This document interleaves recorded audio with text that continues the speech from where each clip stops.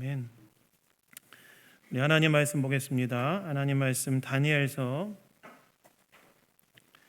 1장 1절부터 9절까지 말씀입니다.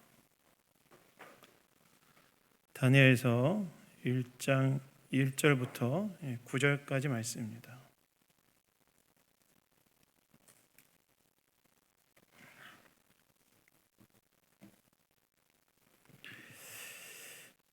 다니엘서 1장 1절부터 9절까지 말씀 다 찾으셨으면 저와 교독하도록 하겠습니다. 유다 왕 여호야김이 다스린 지 3년이 되는 해에 바벨론 왕 느부갓네살이 예루살렘에 이르러 성을 에워쌌더니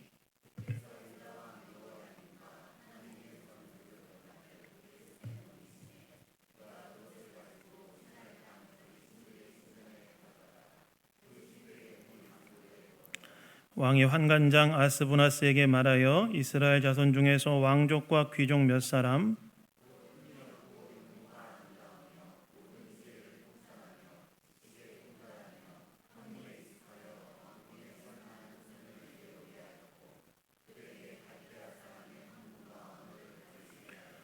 또 왕이 지정하여 그들에게 왕의 음식과 그가 마시는 포도주에서 날마다 쓸 것을 주어 3년을 기르게 하였으니 그 후에 그들은 왕 앞에서 서게 될 것이더라.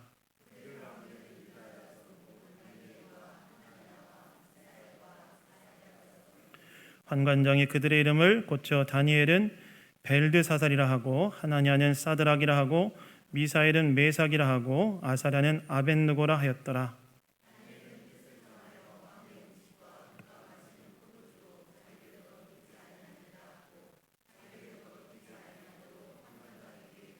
함께 읽겠습니다. 하나님이 다니엘로 하여금 환관장에게 은혜와 긍휼을 얻게 하신지라. 아멘. 아멘. 우리가 지난주까지 해서 요한일서 강해를 이제 마무리했고요. 이번 주부터는 우리가 다니엘서 강해를 한동안 하도록 제가 하겠습니다. 신앙의 도전을 받는 시대 속에서라는 제목으로 하나님 말씀 나누기 원합니다.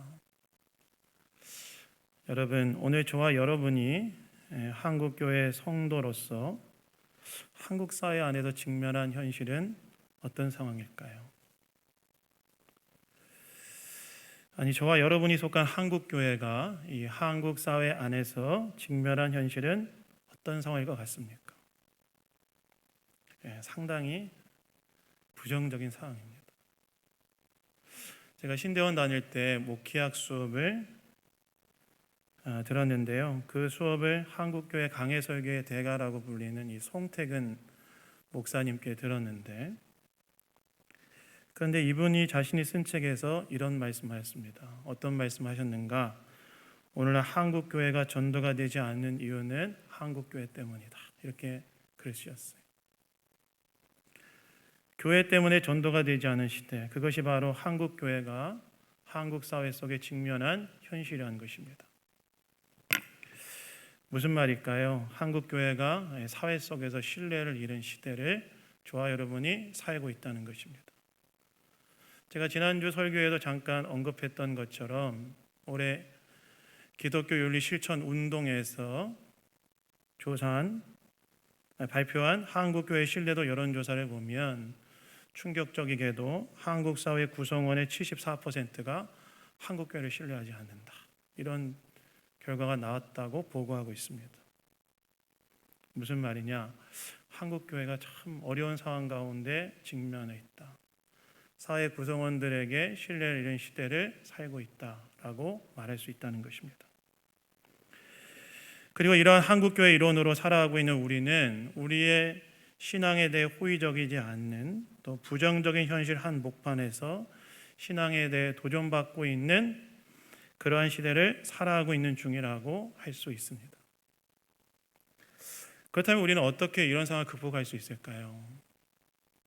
교회가 신뢰를 잃었고 또 그로 인해서 우리의 신앙에 대해 도전하고 있는 그런 시대의 한복판에서 저와 여러분이 살고 있는데 우리는 어떻게 이런 상황을 극복할 수 있겠습니까? 저는 다니엘서가 바로 이러한 우리의 질문에 대해 답을 줄 수 있다고 생각합니다. 왜냐하면 다니엘 또한 그의 신앙이 도전받는 바벨론이라는 현장 한복판에서 하나님의 백성으로 살아냈기 때문에 그래요. 다니엘도 이 바벨론의 포로된 낯선 환경에서 그의 신앙이 도전받고 있는 한복판에서 하나님의 백성으로 살아냈기 때문에 다니엘서가 우리에게 주는 우리의 질문에 대해 답을 줄 수 있다는 거예요. 그래서 오늘부터 시작되어지는 다니엘서 강해를 통해 신앙의 도전을 받는 시대 속에서 우리는 성도로서 어떻게 생각하고 살아야 되는지에 대해 지혜를 얻는 시간 되기를 원합니다. 여러분, 오늘 본문 1절을 보시면 이렇게 나오지요. 뭐라고 나오냐? 유다 왕 여호야김이 다스린 지 3년이 되는 해 바벨론 왕 느부갓네살이 예루살렘에 이르러 성을 에워쌌다라고 이야기하고 있습니다. 다시 말해서 유다 왕 여호야김이 통치한 지 3년째 되는 해에 바벨론 왕 느부갓네살이 유다를 공격했다는 것입니다. 여러분, 바벨론 왕 느부갓네살은 왜 유다를 공격했을까요? 유다를 공격한 이유는 무엇이었을까요? 유다를 공격했던 이유는 무엇이었냐면 유다의 대외 정책 때문에 그렇습니다. 당시 유다는 중근동의 새로운 패권 국가로 성장하고 있던 바벨론으로부터 자국을 보호하기 위해서 어떤 선택을 하냐면 이 중근동의 또 다른 패권 국가였던 남쪽에 있던 애굽을 의지하여 자국의 안전을 보호하려는 대외 정책을 펼칩니다. 그래서 여호야김이 어떻게까지 하냐면 자기는 애굽의 봉신이다라고 자처하면서 애굽 왕 바로를 섬겼는데요. 애굽 왕 바로를 섬기면서 친애굽 반바벨론 정책을 펼치는데요. 이런 상황에서 어떤 일이 일어나냐면 유다의 북쪽에 있었던 길가미스라는 곳에서 중근동의 패권을 놓고 바벨론과 애굽이 딱 전쟁을 벌이는데 이 전쟁에서 누가 이기느냐? 바벨론이 이깁니다. 바벨론이 이 전쟁에서 승리하고 난 다음에 어떻게 하느냐? 반바벨론 정책을 펼치고 있었던 나라들에 대해서 응징하기 시작하는데 그 응징의 첫 번째 대상이 어디였냐면 바로 유다였습니다. 그래서 바벨론과 느부갓네살이 이 친애굽 반바벨론 정책을 펼치고 있었던 유다를 여호야김 왕 3년째 되는 일에 첫 번째로 딱 쳐들어간 것입니다. 그리고 이 전쟁의 결과로 어떻게 되냐면 3절에 이 전쟁의 결과는 유다의 패배로 끝이 나는데요. 3절을 그 결과로 어떤 일이 일어나냐면 3절을 통해서 추정해 볼 수 있는 것처럼 유다의 왕족과 귀족들이 바벨론의 포로로 잡혀갔을 뿐만이 아니라 2절에 보시면 예루살렘에 있던 성전 안에 있던 그릇 중 일부, 그러니까 성전 기물 중 일부가 바벨론의 신전의 보물창고로 옮겨지는 일이 일어납니다. 전쟁에서 유다가 바벨론에 패배하고 난 다음에 어떤 일이 발생하냐면 왕족과 귀족들, 사회 엘리트들이겠죠. 그들이 바벨론의 포로로 끌려가고 예루살렘 성전에 있었던 하나님의 그 기물 중 일부가 바벨론의 보물창고에 옮겨져 갔다는 거예요. 여러분, 여기에 우리 한 가지 질문이 있죠. 어떤 질문이 있습니까? 왜 느부갓네살 왕은 성전 기물의 일부를 바벨론의 신전의 보물창고로 옮겨놨냐는 거예요. 왜 옮겨놨을까요? 물론 전쟁에서 승리하였다는 전리품의 성격으로 가져다 놓을 수도 있지만 여기에는 사실 더 깊은 차원의 의미가 있었습니다. 그게 무엇이었냐면 이렇게 느부갓네살이 예루살렘 성전에 있던 하나님의 성전 안에 있던 하나님의 기물 중 일부를 바벨론의 보물창고에 가져다 놓았던 것은 무엇이었냐면 그 의미는 무엇이었냐면 바벨론의 신이었던 마르둑이 바벨론 신이 마르둑이었거든요. 마르둑이 유다의 신이었던 여호와를 이겼다. 이런 것을 대외적으로 보여주기 위한 행동을 가진 의미였습니다. 여러분, 당시 고대인들은요 나라 간의 전쟁을 각 나라들이 섬기는 신들의 전쟁이라고 생각했습니다. 그러니까 나라 간의 전쟁은 나라만의 전쟁이 아니라 각 나라가 섬기는 신들의 전쟁이다. 이렇게 고대인들은 생각했다는 거예요. 그래서 바벨론과 유대의 전쟁을 사람들은 어떻게 인식하냐면 바벨론의 신이었던 마르둑과 유대의 신이었던 여호와의 전쟁이라고 생각했다는 거예요. 그런데 바벨론이 유대와의 전쟁에서 이겼다는 건 결국 누구와의 싸움에서 이겼다는 거예요? 바벨론의 신이었던 마르둑이 유다의 신이었던 여호와를 이겼다. 이런 의식으로 이해했다는 거예요. 그래서 고대 사회에서는 전쟁에서 승리한 나라의 군주는 이 전쟁이 자국의 신이 승리한 것이라는 사실을 만방에 알리기 위해서 패배한 나라의 신전의 신상이나 기물 중 일부를 자국의 신전에 가져다 놓는 관습이 있었습니다. 왜 이렇게 했을까요? 패배국의 신이 자국의 신의 신하가 되었다는 것, 이제 신전에서 이제 그 신을 섬기는 존재가 되었다는 것을 만방에 알리기 위해서 이제 그런 행위를 한 것입니다. 즉 유대를 공격하여 유대와의 전쟁에서 승리한 느부갓네살 왕이 성전 기물 중 일부를 바벨론 신전에 가져다 놓았던 이유는 무엇이었느냐?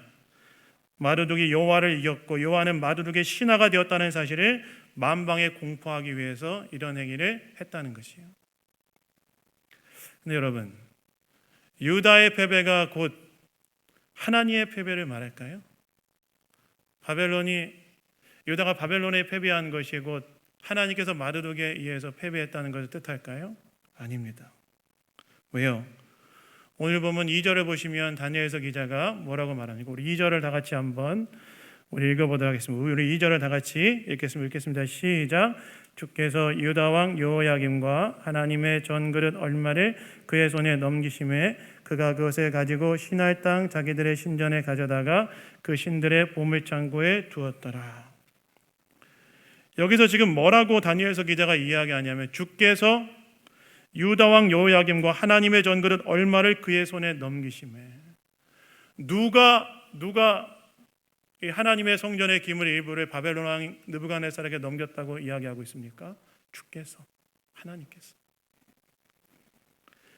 유다의 패배와 성전 기물 일부가 바벨론의 신전의 보물창고로 가게 된 것은 하나님께서 넘기셨기 때문에 그렇게 됐다는 거라는 거예요. 특별히 여러분 여기에서 넘기셨다는 말은 어떤 의미를 원래 가지고 있는 의미냐면 하나님께서 계획하신 대로 되었다라는 그런 뜻이라는 것입니다. 즉 유다의 패배로 인해 왕족과 귀족들이 바벨론의 포로로 잡혀가고 그리고 성전 기물 중 일부가 탈취되어 바벨론의 신전으로 넘어간 이 모든 상황들은 하나님의 뜻과 계획 가운데 진행되어진 일이었다고 다니엘서 기자가 이야기하고 있다는 것입니다. 겉으로 보기에는 마치 마르둑이 여호와를 이긴 것처럼 보이는 상황처럼 보였지만 사실 이 모든 것들은 하나님의 뜻과 계획 가운데 진행되어진 일이었다고 지금 다니엘서 기자가 이야기하고 있다는 것이에요. 여러분 저는 여기에서 오늘날 우리가 신앙에 도전받는 현실을 바라보는 중요한 교훈 한 가지를 얻을 수 있다고 생각합니다. 오늘날 저와 여러분이 직면한 이 신앙에 도전받는 이 현실을 우리가 어떻게 인식해야 되는 중요한 교훈 한 가지를 얻게 된다는 거예요. 오늘날 한국교회가 직면한 사회적 시대를 잃은 상황과 그로 인해 그 안에 있는 성도들이 신앙의 도전을 받는 이 상황을 우리가 인식해서 어떻게 이해해야 되는지에 대한 한 가지 중요한 교훈을 얻게 된다는 거예요. 무엇일까요? 때로 오늘 우리가 직면한 상황이 때로 하나님 앞에 하나님께서도 어쩔 수 없는 것처럼 보이는 상황이라 할지라도 우리가 기억해야 할 것이 있다는 거예요. 무엇이냐? 사실 이 모든 것도 하나님의 주권 아래 있고 하나님의 뜻과 계획 가운데 진행되어지는 이러한 사실을 우리가 기억해야 한다는 것입니다. 여러분, 한국교회 요즘 상황 어떻습니까? 모든 지표가 한국교회가 어려운 상황에 직면해 있다고 말하지 않습니까? 매년마다 모이는 교단 총회의 교재 통계를 보면 우리는 무엇을 볼 수 있냐면 매년마다 교인들의 숫자가 줄어드는 통계치를 교단 총회에서 발표하고 있어요. 작년에 여러분 교단에서 발표한 그 교단별 교세 통계치가 어떻게 됐냐면 재작년에 비해서 어떻게 됐다고 이야기하고 있냐면 장로교 합동은 9만 명이 줄었고 장로교 통합은 3만 4천 명이 줄었고 장로교 교신은 1만 2천 명이 줄었고 감리교는 4만 2천 명이 줄어들었고 기독교 성결교는 8,200명이 줄었다고 보고하고 있어요. 한국교회 교세가 최고의 정점을 찍었던 2010년에 비해서 현재 200만이라는 사람들이 줄었다고 통계치는 보여주고 있습니다. 한국교회가 어려운 상황이라는 거예요. 그리고 우리가 접하는 미디어에서 한국교회와 그 안에 있는 목회자와 성도들이 비춰지는 모습은 때로 너무나 부정적이지 않습니까? 여러분, 이런 상황 앞에 우리가 놓였을 때 우리는 때로 어떤 생각을 하게 됩니까? 은연중에 우리는 이런 상황은 하나님도 어쩔 수 없는 상황이라고 생각하지 않습니까? 하나님도 이런 상황에서 무력한 분이시지 않는가?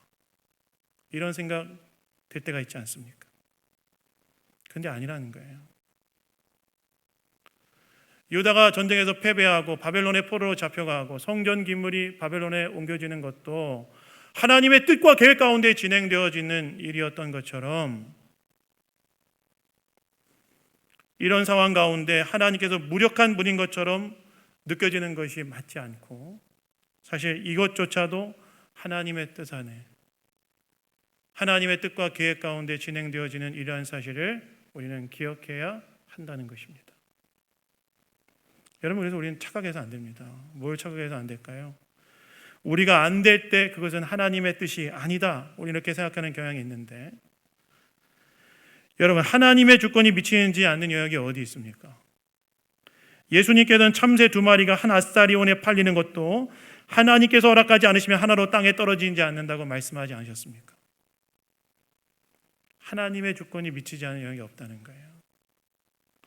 지금의 한국교회가 직면한 상황은 그 한국교회 일원으로 우리가 직면한 오늘날 현실 또한 하나님의 뜻과 계획 가운데 진행되어지는 일이다라는 사실을 우리가 먼저 믿음으로 회복해야 한다는 것입니다. 그럼 한국교회랑 하나님 뜻 뭘까요? 오늘 이렇게 어려운 상황 가운데 직면해 있는 한국교회랑 하나님 뜻 무엇일까요? 저는 지난 2달 동안 예레미야서를 묵상하면서 한 가지 얻은 결론이 있습니다. 왜 이렇게 한국교회가 좀 어려울까? 이 한국교회랑 하나님의 뜻이 무엇일까? 예레미야서를 2달 동안 우리가 지금 2달 동안 이 큐티 말씀을 가지고 보고 있지 않습니까? 예레미야서를 묵상하면서 제가 한 가지 얻은 결론이 있습니다. 지금 이러한 상황 가운데 직면한 한국교회랑 하나님 뜻은 무엇이냐? 하나님께서 한국교회가 이러한 어려운 상황에 직면하게 하신 이유는 한국교회가 하나님의 정결한 신부로 회복되는 것에 있다는 것이 아닐까, 이런 생각이 들었습니다. 여러분, 예레미야는 수십 년 동안 유다의 우상 숭배와 그들의 공의와 정의를 행하지 않은 일을 회개하지 않는다면 바벨론을 통해 심판을 받을 것이라는 메시지를 계속 전하죠. 그런데 유다가 어떻게 합니까? 유다가 어떻게 해요? 수십 년 동안 예레미야를 통해서 하나님의 말씀을 들었음에도 불구하고 유다는 회개하지 않습니다. 계속해서 우상을 숭배합니다. 높은 산 위에서 우상을 숭배하고 나무 아래에서 우상을 숭배하고 그들의 풍요를 가져다 줄 거라고 이야기하는 가나안 땅의 우상인 바알과 아세라를 섬기죠. 심지어 유대 백성들은 예루살렘 남서쪽에 있는 신놈의 아들의 골짜기에 바알과 아세라의 제단을 만들어 놓고 거기에 자신의 자식들을 풍요를 위해 번제로 불살라 드리는 아동 인진 제사라는 죄악까지 범합니다. 뿐만 아니라 그들은 사회 속에서 공의를 행하지 않고 가난한 자를 착취하는 일들을 자행했습니다. 즉 그들은 풍요를 위해서라면 무엇이든 했다는 거예요. 즉 그들은 하나님이 아니라 뭘 섬겼느냐? 풍요, 즉 그들의 욕망을 섬겼다는 것입니다. 이것은 결국 그들의 심판으로, 바벨론을 통한 그들의 심판으로 이어졌는데, 이건 무슨 말이냐? 혹시 오늘 우리가 직면한 이 모든 상황들은 어쩌면 우리의 욕망을 섬기며 살았던 것을 회개하고 오직 살아계신 하나님을 온전히 섬기는 순결한 신부로 돌아가기를 원하는 하나님의 뜻이 있는 것이 아닌가 하는 그런 생각이 들었다는 거예요. 하나님보다 풍요를 더 중요시 여기고 하나님의 뜻보다 나의 욕망을 더 중요시 여기며 추구했던 모습을 회개하고 하나님의 정결한 신부로 돌아오라는 그분의 뜻이 담겨져 있는 것이 아닌가, 그런 생각이 들었다는 거예요. 물론 여러분, 제가 이런 설교를 하면 이런 생각이 들 수 있습니다. 한국교회의 잘못이 내 잘못은 아니지 않나. 그러나 여러분, 다니엘도 다니엘서 9장에 가시면 예레미야의 말씀을 깨닫고 유다의 죄악을 자신의 죄악처럼 회개했습니다. 느헤미야도 느헤미야 1장에 가서 보시면 느헤미야도 유다의 죄악을 자신의 죄악처럼 회개했습니다. 그들의 죄악이 아니라 내 죄악이라고 인정하고 회개할 때 거기에서 새로운 소망이 발견될 수 있다는 것입니다. 저명한 복음주의자였던 존 스토튼 목사님이 한국에 방문해서 한 기독교 단체에 방문했을 때 일화입니다. 목사님이 그 단체의 사무실에 이제 방문했는데 그 단체 사무실이 너무나 작고 보잘것없었다고 그래요. 근데 그 자리에 앉으신 존 스토튼 목사님이 하나님께 기도하기 시작하는데 뭐라고 기도했다고 하냐면 이렇게 기도했다고 하나요. 하나님, 이 단체가 이렇게 가난하게 하심을 감사드립니다. 그래서 하나님을 더욱 의지하게 하시고 또 세상의 약한 자들에 대한 하나님의 마음을 알게 하시고 순결한 마음으로 주님을 따르게 하시니 감사합니다. 더욱 하나님 앞에 순결하게 하여 주옵소서. 이렇게 기도했대요. 여러분, 제가 가난이 좋다는 말이 아닙니다. 우리가 무엇을 섬기고 있는지 돌아봐야 된다는 것입니다. 여러분, 우리가 직면한 이 모든 상황이 참 하나님 무력하게 보이는 것처럼 보인다 할지라도 그게 아니라 하나님의 뜻과 계획 가운데 진행되어지는 현실한 사실을 믿습니까? 하나님 뜻이 있다는 거예요. 계획이 있다는 거예요. 주님이 무력하신 것이 아니라 주님의 뜻과 계획 가운데 이 모든 일이 진행되고 있음을 믿으십니까? 그리고 그 뜻과 계획이 무엇인지를 찾고 그 뜻과 계획에 따라 행할 준비가 됩니까? 이 모든 일들이 하나님의 주권 아래 뜻과 계획 가운데 진행되고 있다는 사실을 믿으시고 우리의 신앙의 도전을 받는 이 상황 속에서 무엇보다 먼저 이 모든 것들이 그래도 하나님의 뜻과 계획 가운데 진행되고 있다는 사실에 대한 믿음을 먼저 회복하시는 저와 여러분 다 되기를 예수님 이름으로 축원합니다. 두 번째는요, 이렇게 신앙의 도전을 받는 시대 속에서 성도로 살기 위해서는 우리가 어떻게 해야 되느냐? 두 번째는 충성의 대상을 다시 한번 명확하게 해야 한다는 것입니다. 여러분, 오늘 본문 3절부터 5절에 보시면 유다와의 전쟁에서 승리하여 유다의 왕족과 귀족을 포로로 잡아온 바벨론 왕은 한 가지 특별한 명령을 환관장이었던 아스부나스에게 내리는데 어떤 명령을 내렸다고 나와 있냐면 유다의 왕족들과 귀족 출신의 청년들 중 자질이 훌륭한 사람들을 데려다가 갈대아 학문과 언어를 가르치고 그들에게 왕의 음식과 포도주를 먹고 마시게 하여 기르게 하라는 명령을 내렸다고 이야기합니다. 여러분, 왜 이런 명령을 내렸을까요? 유다 출신의 포로들 중에 귀족과 왕족의 포로들 중에 소년들 일부를 갈대아의 학문과 언어를 가르치고 왕의 진미로 먹여라, 길러라, 이런 명령을 내렸다는 거예요. 왜 이런 명령을 내렸을까요? 그 이유는 5절에 보면 나와 있는데요. 5절에 보면 뭐라고 나와 있습니까? 그 후에 그들은 왕 앞에 서게 될 것이다, 이렇게 나옵니다. 즉 바로 왕의 신하로 섬기도록 하기 위해서 그렇게 했다는 거예요. 여러분, 당시 중근동의 패권 국가로 팽창하고 있던 바벨론은 제국을 다스리기 위한 많은 관료들이 필요했던 것으로 보입니다. 이런 상황에서 바벨론 백성들로만은 이 제국을 다스리기가 어렵다고 판단한 느부갓네살 왕은 포로로 잡아온 사람들 중에 자질이 훌륭한 사람들을 선발해서 그들을 신하로 만들러 바벨론을 다스리고자 하는 계획을 세운 것으로 보여져요. 그래서 유다 왕족과 귀족 출신의 소년들을 데려다가 갈대아의 학문과 언어를 가르치고 왕의 진미로 기르는 명령을 한 것입니다. 여러분, 이러한 왕의 명령은 포로로 잡혀온 유다 출신의 소년들에게 어떤 의미였을까요? 유다 출신의 포로들 중에 일부 소년들을 데려다가 갈대아의 학문을 가르치고 언어를 가르치고 왕의 진미로 먹여라. 여러분, 이것이 유다 출신의 포로들에게는 어떤 의미였을까요? 아마 좋은 기회였지 않았겠습니까? 포로라는 불안한 현실 대신에 제국의 장학생이 되고 그 삶에 필요한 문제를 해결받고 앞으로는 제국의 관료가 되는 기회를 얻을 수 있기 때문에 좋은 기회였지 않았겠습니까? 그런데 여러분, 사실 여기에는요 유대 출신 소년들에 대한 바벨론 왕이 가지고 있었던 숨겨진 계략이 있었습니다. 어떤 계략이 있었을까요? 그것은 그들로 하여금 그들의 종교적, 민족적 전체성을 철저히 말살하고 바벨론 사람으로 만들려고 하는 목적이 거기 있었다는 거예요. 갈대아의 학문과 언어를 가르치고 왕의 진미로 먹이는 이 왕의 명령에는 포로 잡아온 유대인 소년들을 그들의 민족적, 종교적 정체성을 철저히 말살하고 철저하게 바벨론 사람으로 만들고자 하는 계략이 숨어져 있었다는 거예요. 철저하게 바벨론 왕에게 충성하는 바벨론 신민으로 만들려고 하는 목적이 있었다는 거예요.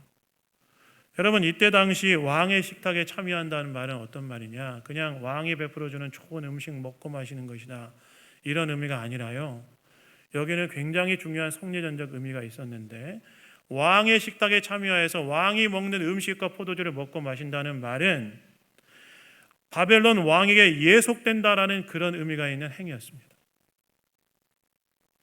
즉 바벨론 왕에게 충성하는 바벨론의 왕의 신하가 된다는 의미가 거기에 포함되어 있었다는 거예요. 여러분 한번 생각해 보십시오. 왕이 베풀어준 식탁, 왕이 먹고 마시는 그 진미와 포도주를 먹고 마실 때 어떤 마음이 내 안에 형성되겠습니까? 유다 소년들 안에 무엇이 싹트겠습니까? 이런 좋은 음식과 포도주를 자기에게 제공해주는 바벨론 왕에게 충성해야 되겠다 하는 그런 마음이 싹트지 않겠습니까? 바벨론 왕이 막 포로인 자기들에게 왕의 진미와 포도주로 막 먹여줄 때 그들 마음에 뭐가 싹트겠어요? 내가 바벨론 왕에 충성해야 되겠다. 그러니까 왕의 식탁에 참여한다는 말은 어떤 의미였냐면 바벨론 왕의 신하로서의 정체성이 형성된다라는 그런 뜻이었다는 거예요. 뿐만 아니라 여러분, 환관장은 이 유대에서 포로 잡아온 소년들에게 뭘 하죠? 그들의 이름을 딱 바꾸는 일을 하지 않습니까? 그런데 여러분 그거 아세요? 이때 당시 오늘 본문에 등장하는 6절과 7절에 등장하는 이 유대에서 포로 잡아온 4명의 사람들의 그 원래 이름은 다 하나님과 관련된 이름이었다는 거 사실 아십니까? 그 다니엘이라는 이름은요, 하나님이 재판하신다, 이런 뜻인데, 이런 뜻이고, 그 다음에 하나냐라는 이름은 여호와께서 자비를 베푸신다, 이런 뜻이고요. 미사일이라는 이름은 누가 하나님과 같으신가, 이런 뜻이고, 그 다음에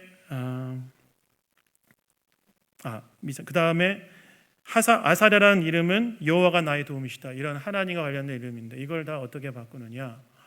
다 바벨론의 우상과 관련된 이름으로 싹 다 바꿔버려요. 다니엘 이름 벨드사살 무슨 뜻이죠? 이거는 뭘 뜻하냐면 바벨론의 신인 벨이 너를 지킬 것이다, 이런 뜻이었고, 그 다음에 사드락이란 이름은 바벨론의 달의 신인 아쿠의 명령이다, 이런 뜻이고, 그 다음에 메삭이라는 것은 바벨론의 달의 신인 아쿠와 같은 자가 누구인가, 이런 뜻이고, 아벤느고는 바벨론의 신인 느고의 종, 이런 의미를 가진 이름들로 바꿨다는 거예요. 그러니까 지금 바벨론 왕이었던 느부갓네살이 그들의 이름을 왕이 내린 명령과 환관장이 그들의 이름을 바꾼 이 모든 것들은 뭘 의미했냐면 하나님의 백성으로서 그들의 민족적 종교적 정체성을 완전히 깨트려버린 후에 바벨론의 신민으로 바꾸기 위한 정책들이었다는 거예요. 우리도 그런 경험을 한 적 있지 않습니까? 언제 있죠? 일제시대 때 창씨개명 한 적이 있지 않습니까? 그것도 뭘까요? 우리의 민족의 정체성을 깨트리는 거지 않습니까? 마찬가지로 지금 바벨론 왕이 했던 이런 명령들은 바로 그들의 정체성을 바꾸는 일이었다는 거예요. 하나님의 백성이 아니라 이제는 바벨론 왕의 신하로 살라는 그런 계략이 숨겨져 있었다는 거예요. 그런데 여러분 오늘 본문을 보시면 이런 상황에서 다니엘이 어떻게 했다고 나옵니까? 8절에 보시면 다니엘이 이렇게 하나님의 백성으로서의 정체성을 철저하게 말살하고 바벨론의 신민으로 살라는 도전 앞에서 어떻게 행했다고 나와 있냐면 8절에 보시면 이렇게 나오죠. 우리 8절 다 같이 한번 우리 읽어보도록 하겠습니다. 8절 읽겠습니다. 시작. 다니엘은 뜻을 정하여 왕의 음식과 그가 마시는 포도주로 자기를 더럽히지 아니하리라 하고 자기를 더럽히지 아니하도록 환관장에게 구하니.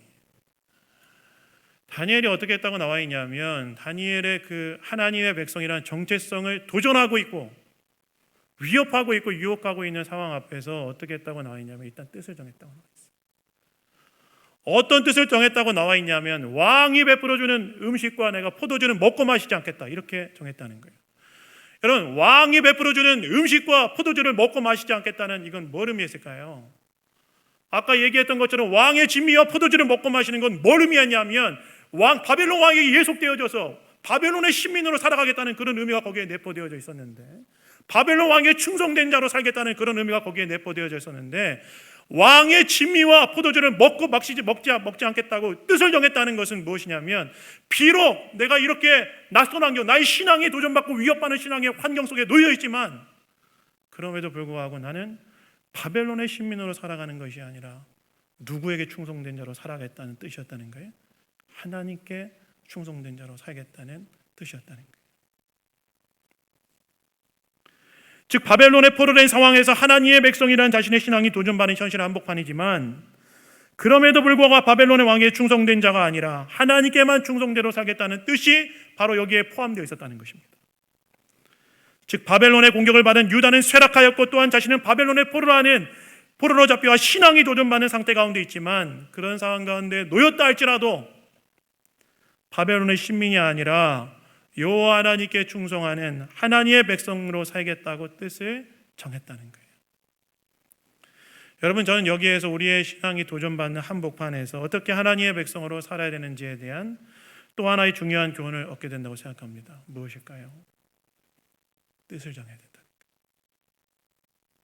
무슨 뜻을 정해야 될까요? 누구에게 충성하고 살 것인가? 비록 우리의 신앙이 도전받는 시대의 한복판에 저와 여러분이 놓여 있지만, 제가 최근에 책을 읽다가 그런 얘기도 읽었어요.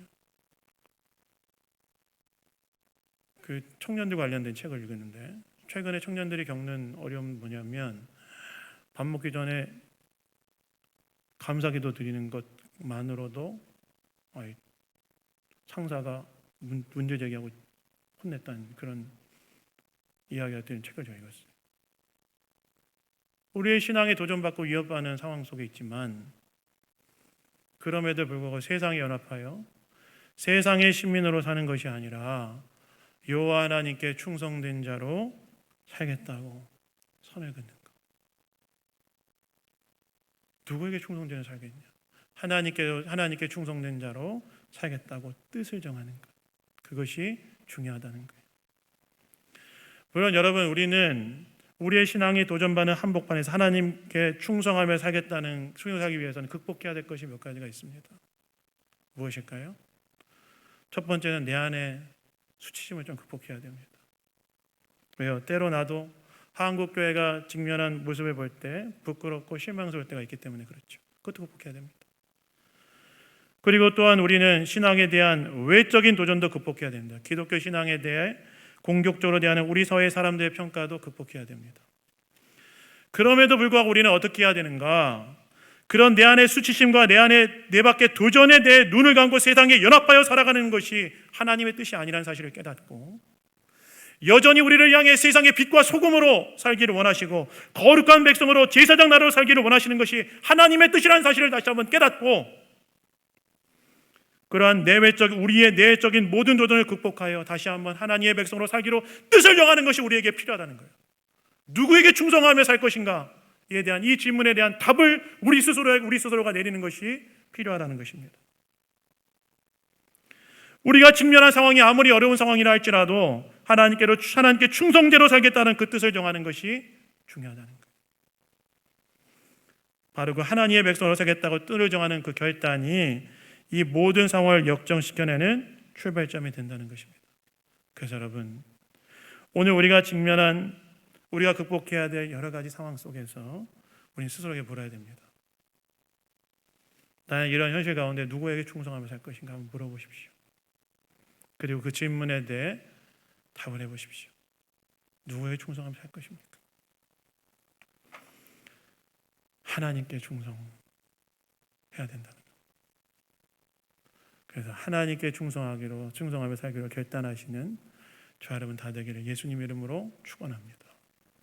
그런데 여기 한 가지 우리에게 주는 위로와 격려가 있어요. 뭔지 아십니까? 우리가 이렇게 하나님께 충성하며 살겠다고 뜻을 정하면 그때부터 어떻게 된다는 거예요? 하나님께서 하나님 앞에 하나님께 충성한 자로 살겠다고 뜻을 정하는 그때부터 하나님께서는 우리의 편이 되어 주셔서 싸워주신다는 거예요. 그걸 알아야 돼요. 내가 이 신앙의 도전이 위협받는 이런 상황 속에서 하나님께 충성대로 살겠다고 결단하고 뜻을 정하면 그때부터 어떤 일이 일어나냐? 하나님이 우리의 편이 되어 주셔서 싸워주신다는 거예요. 그래서 오늘 본문 9절에 보시면 뭐라고 나옵니까? 이렇게 나오죠. 하나님이 다니엘로 하여금 환관장에게 은혜와 긍휼을 얻게 하신지라. 안 먹겠다. 뜻을 정했는데 하나님께서 환관장을 통해서 은혜와 긍휼을 얻게 하셨다는 거예요. 그리고 15절에 보시면 어떻게 하시냐면 왕의 진미를 거부하고 채소와 물만 먹는 다니엘의 얼굴을 그 음식을 먹는 다른 소년들의 얼굴보다 훨씬 더 윤택하게 보이게 하셨다고 나오고, 또한 17절 이하를 보시면 내 소년에게 학문을 주시고 서적을 깨닫게 하시고 지혜를 주셔서 온 나라의 박수와 술객보다 10배나 낫게 하셨다고 나옵니다. 무슨 말입니까? 하나님께 충성되며 살겠다고 뜻을 정한 다니엘과 세 친구를 축복하셔서 그때부터 하나님께서는 그들의 편이 되어 주셔서 싸우셨다는 거예요. 무슨 말일까요? 하나님께서는 어떻게 하신다는 거예요?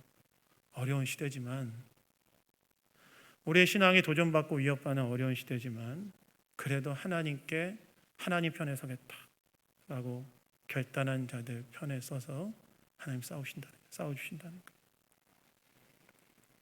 사실 여러분, 어두운 시대 한복판에서 하나님 편에 선다는 것은 두려운 일지도 모릅니다. 소수처럼 느껴질지도 모릅니다. 그럼에도 불구하고 한 가지 확실한 것이 있습니다. 무엇이냐? 하나님께서는 그런 자의 편에서 서서 싸워주신다. 그래서 여러분, 하나님 편에 서십시오. 하나님께 충성하며 살겠다고 뜻을 정하십시오. 그래, 그때 하나님 편에 설 때 하나님께서 내 편을 들어주신다는 사실을 기억하십시오. 그분의 영광과 나라를 위해 살아가야 됐다. 방향을 잡을 때 하나님께 내 편에 서서 싸워주신다. 이 사실을 기억하시고 하나님 앞에 뜻을 정하시는, 하나님께 충성된 삶을 살겠다고 뜻을 정하시는 저와 여러분 다 되기를 예수님 이름으로 축원합니다. 말씀 맺겠습니다. 우리의 신앙을 도전하는 시대에 우리는 어떻게 해야 될까요? 첫째, 하나님 주권을 믿으십시오. 하나님 뜻과 계획이 있으시다. 여기에도. 두 번째는 뜻을 정하십시오. 하나님 충성된 자로 살겠다. 세 번째는 그렇게 하나님 앞에 뜻을 정했을 때 하나님 내 편에 서셔서 나를 위해 싸워주신다는 사실을 기억하십시오. 이것을 통해서 새로운 소망의 길을 이 어두운 시대 가운데 만들어내는 저와 여러분 다 되기를 예수님 이름으로 축원합니다. 잠깐 우리 기도하겠습니다. 하나님 아버지 감사합니다. 오늘도 말씀을 통해 우리에게 이야기해 주시니 감사드립니다. 신앙의 도전을 받는 우리의 시대 가운데서 하나님의 주권을 믿고 뜻을 정하고 하나님의 편에 섰을 때 우리의 편 들어주심을 믿으며 새로운 소망의 길을 만드는 우리 모두가 다 되게 하여 주시옵소서. 모든 것 주님께 감사드리며 우리를 구원하신 예수 그리스도의 이름으로 기도드렸습니다. 아멘.